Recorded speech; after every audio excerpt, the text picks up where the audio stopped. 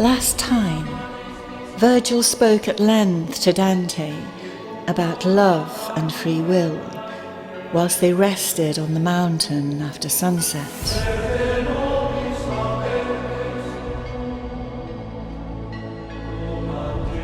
It was almost midnight by the time he fell silent, and Dante found himself drifting into peaceful slumber, when all at once a group of agitated souls approached in great haste.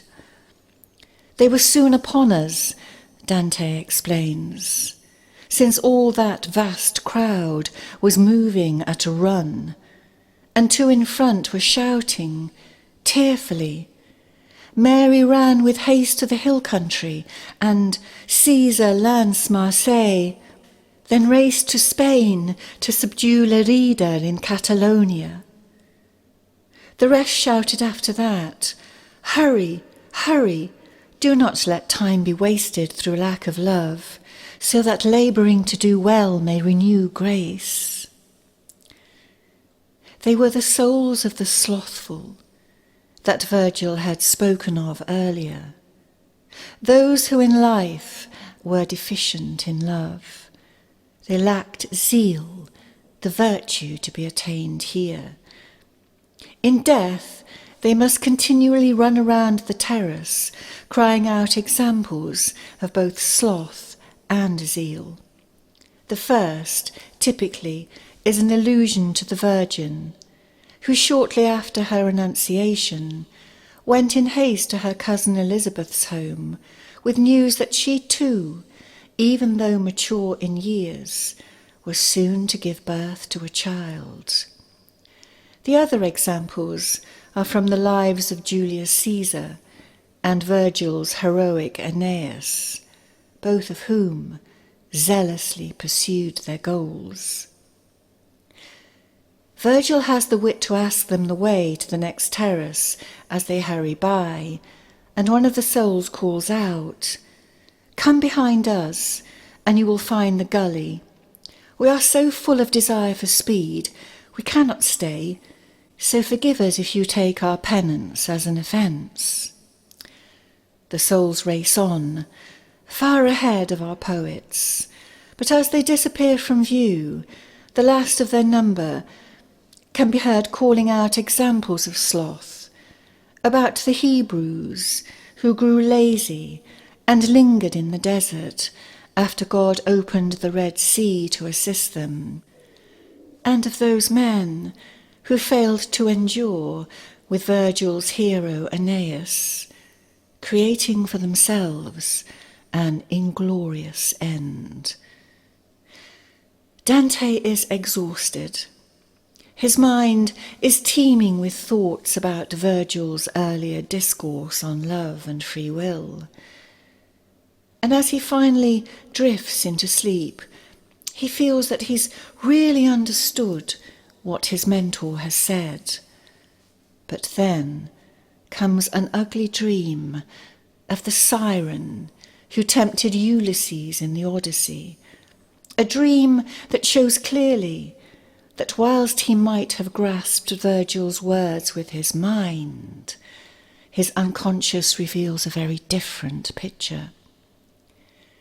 It is the second of three highly significant dreams that Dante experiences on the mountain, each at important thresholds, and each, says Helen Luke, represents a leap in his awareness. I am the sweet siren, the dream figure begins. Io son dolce serena. Dante is utterly mesmerized, and although the siren starts out looking ugly, he quickly reimagines her as a beautiful woman. With my song, I turned Ulysses from his wandering path, she continues, and whoever rests with me rarely leaves. I satisfy him so completely. But suddenly, an unnamed lady, holy and alert, appears to break the siren's spell. Oh, Virgil, what is this?" she cried. And Virgil came and tore away the siren's robes to reveal her stinking belly. Startled and greatly shaken, Dante woke. "I have called you at least 3 times," cried Virgil then. "Rise and come with me. Let us find an opening by which you may climb." Later, atop the mountain, Beatrice will remind Dante of this dream and admonish him for his lustful lapses, and she will remind him and all men that such temptations are never totally left behind. In Giuseppe Mazzotta's Yale lecture on these passages, he draws out the similarities with the earlier incident at the foot of the mountain, where Casella, the troubadour, played a sweet love song for the newly arrived souls to the island. Do you remember, Cato, the guardian of the threshold, had rebuked them all and hurried them on their way, reminding them of the ever-present dangers of distraction from the sacred path. It's so easy to be distracted by earthly delights, by indulging in nostalgia for what has gone before. The penitents in the Valley of the Rulers were similarly distracted, even by the beauty of their prayer, which impeded their progress. And Virgil and Dante succumbed too, to the allure of their own sweet, sad memories, and to the haunting, soporific chant of the pilgrim, looking out across the sea as the sun set back in Canto 9. But should a man succumb to the song of the siren, he will not only be delayed, but utterly destroyed. The dream is a serious wake-up call for Dante. He saw what she was from the get-go, as we all have the innate capacity to do. We read the other energetically, as it were, and then frequently override our feelings, very often to our own detriment, as Dante does here. Instead of heeding the warning, he converts the ugly phantom into a beautiful young woman, and in doing so was lost to her enchantment. Just as Ulysses was, as he sailed by the Siren's island in the Odyssey.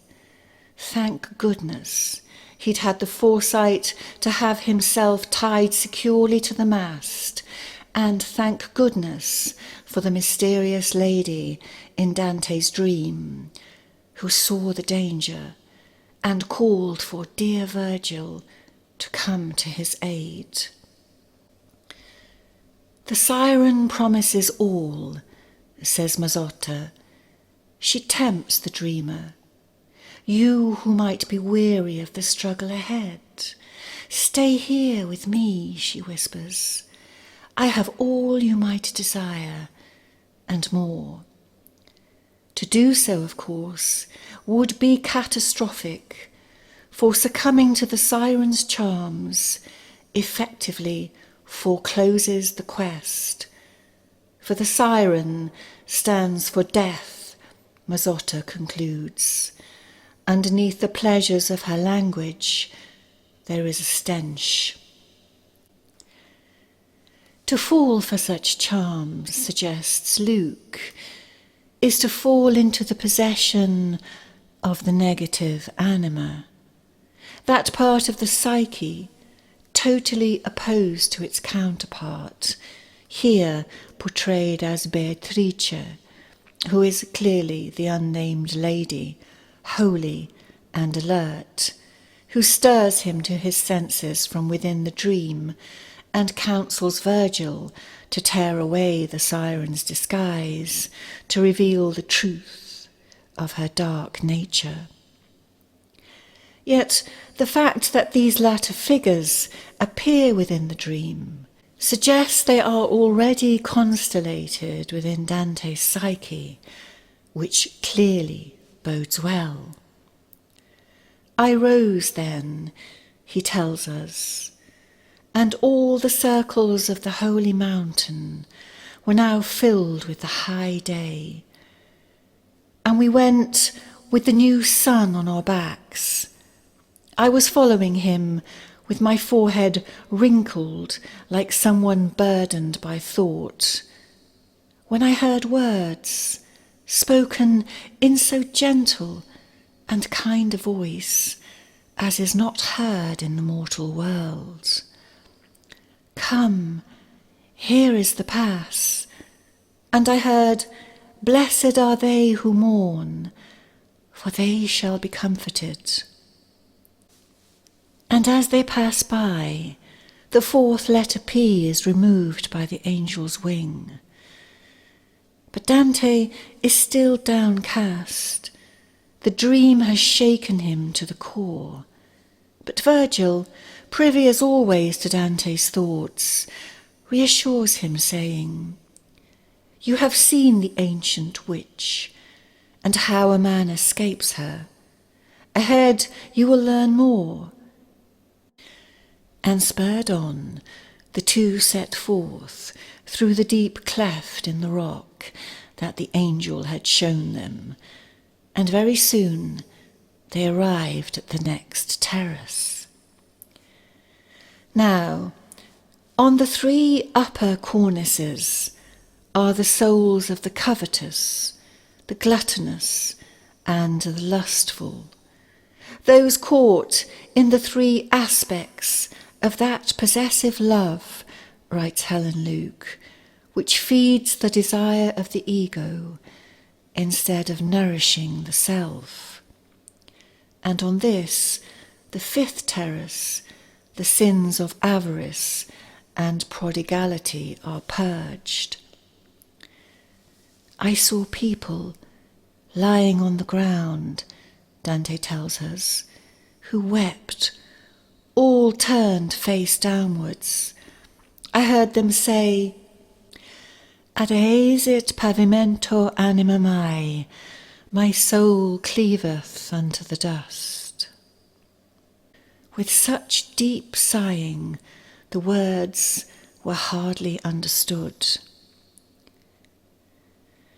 Aware of time passing, the poets ask if anyone knows the way ahead, and one soul lifts his head and tells them to always keep their right hand toward the outer edge of the mountain. He is Adrian V, once Pope and Bishop of Rome, who tells Dante the sad tale of how, after a lifetime of greedily and impiously pursuing high office, he finally realized the error of his ways. Only after achieving the papal office he craved. He resolves then to pursue the inner path and promptly died 38 days before his investiture. Upon hearing, Dante immediately bowed in reverence, but Adrian quickly stops him, saying it will do neither of them any good. We must repent, not celebrate worldly status. This is why we lie with our faces turned to the ground.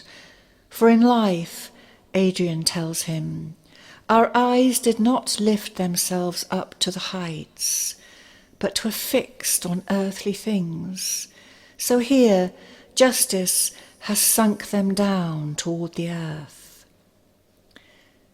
Our poets hasten on, weaving their way through the weeping souls, and Dante hears one calling out through his tears, Sweet Maria, Like a woman in labour, you are so poverty-stricken as can be seen by that inn where you laid down your sacred burden.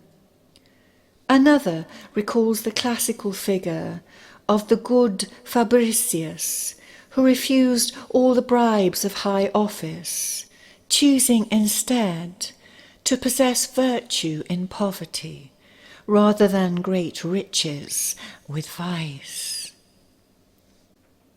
And so it went on.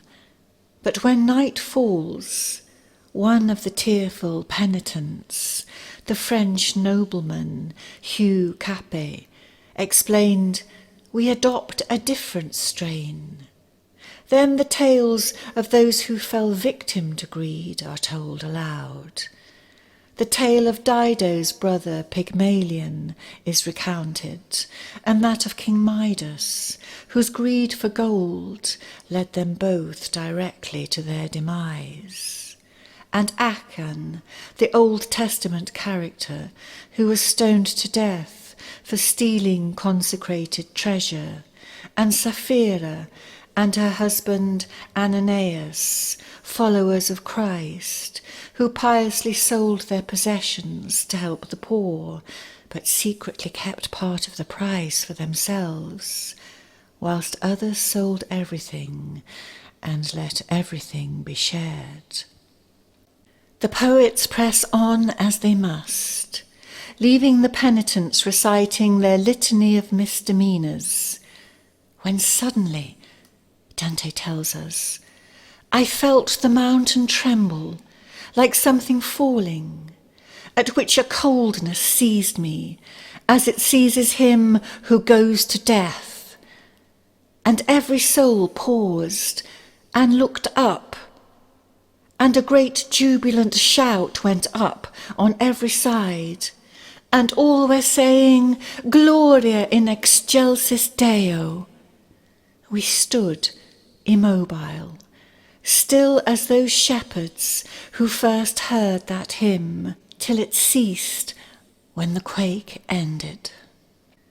Then we took up our holy path again, gazing at the spirits lying on the ground, already returned to their usual laments.